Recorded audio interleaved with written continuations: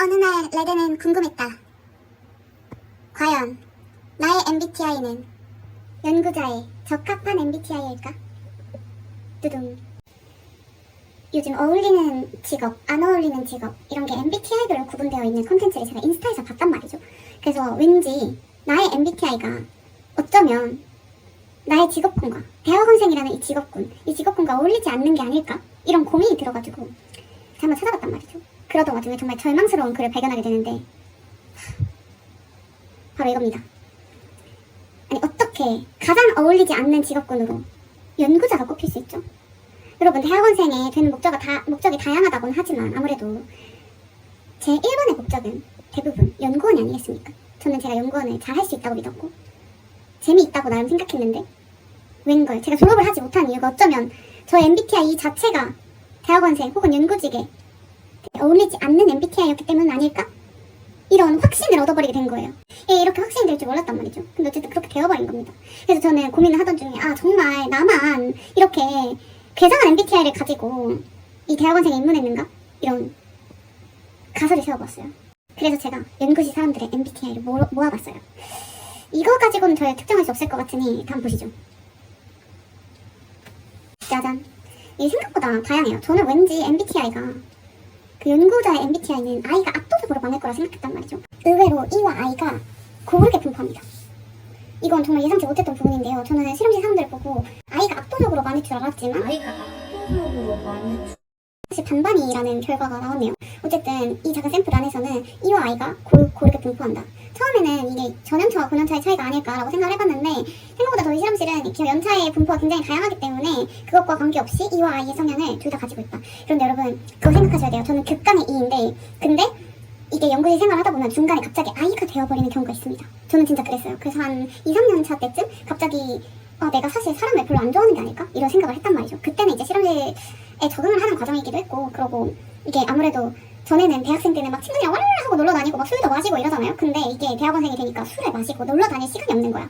정말 논문 읽고 연구하고 하는 그것만으로 너무 벅차가지고 이 놀러 다닐 체력이 전혀 없는 거예요. 그래가지고 이제 놀러 다니를 못해가지고 저는 내가 사실 I였는데 E였다고 착각을 하고 살았나 보다 라고 생각을 했지만 사실 그게 착각이었고요. 이게 적응을 하는 과정 중에 일어난 일이었다. 이들이 스트레스 받으면 I가 된다라는 얘기가 있잖아요. 저는 그게 이제 사실이라고 봅니다. 그래서 어쨌든 E든 I든 적응하는 데는 큰 문제가 없을 수 있다. 아니죠. E면 문제가 있는 건가? 어쨌든 그런 문제를 겪을 수 있지만 충분히 극복 가능하다.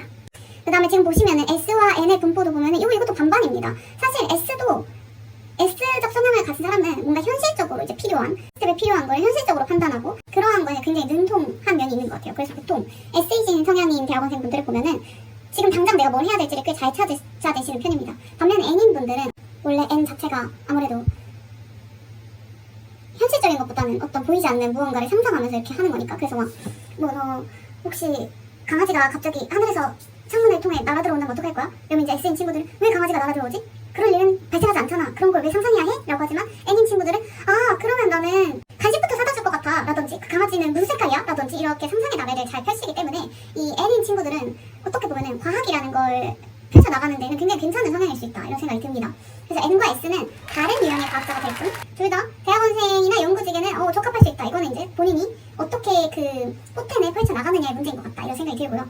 하지만 이 T와 F는 좀 다릅니다. 이건 제가 애들을 가르쳐보고 혹은 이제 저 자신도 이제 생각해봤을 때 이 T와 F 같은 경우는 말이죠. 확실히 T가 압도적으로 유리합니다.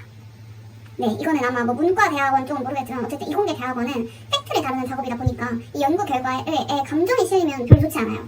그리고 이제 보통 처음에 입학하고 점점 이제 연차가 차도 교수님의 눈에는 늘 저희가 부족하고 작기 마련이고 또 이게 동료들끼리도 누가 잘하고 못하고 내가 이번에는 못할 수도 있고 다음에는 좀 잘할 수도 있고 이런 게 있잖아요. 그래서 잘했다 못했다 이런 문제라기보다는 어떠한 부분을 개선해야 한다 고쳐야 한다 혹은 이걸 추가해야 한다라고 했을 때 이 감정적 동요가 적은 게 훨씬 유리합니다. 그래서 T와 F 중에서 사실 T인 친구들이 훨씬 적응하고 일을 하기에는 좋은 것 같아요.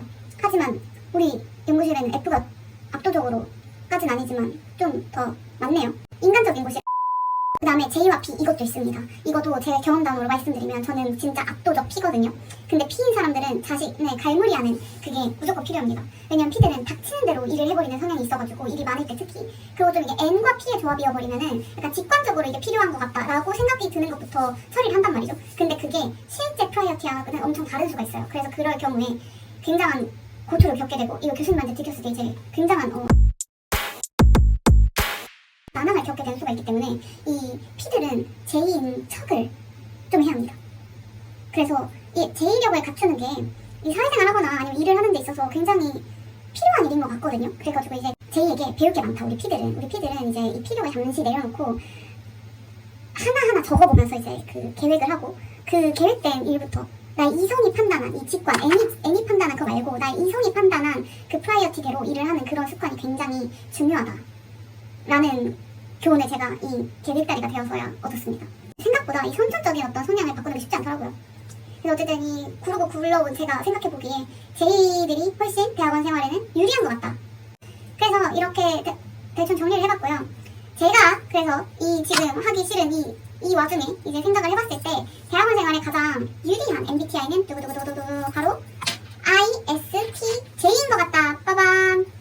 그럼 우리 연구실엔 없네요. 근데 아무튼 그 연구하는 데 있어서 가장 잘 어울리는 MBTI는 ISTJ다. 왜냐면 집에 있는 거 좋아하고 아니지 집이 아니지 연구실에 있는 거 연구실이 집처럼 생각할 수 있는 사람 만나는 것보다 혼자 고민하고 하는 거 좋아하는 I. 그 다음에 뭐 상상의 나래를 펼치는 방향도 괜찮아요. 그래서 N도 괜찮고 S도 괜찮은데 좀 더 S들이 뭔가 현실적인 판단을 좀 더 잘하는 것 같아가지고 뭐 계획을 하거나 하는 데 있어서 S가 조금 더 유리한 것 같다 이런 생각도 드는데 뭐 둘이 비슷하다 이렇게 생각하시면 되고 T와 F는 확실히 T가 낫고 J와 P 중에서도 확실히 J가 낫기 때문에 압도적 1위는 ISTJ인 것 같고 INTJ도 괜찮은 것 같다.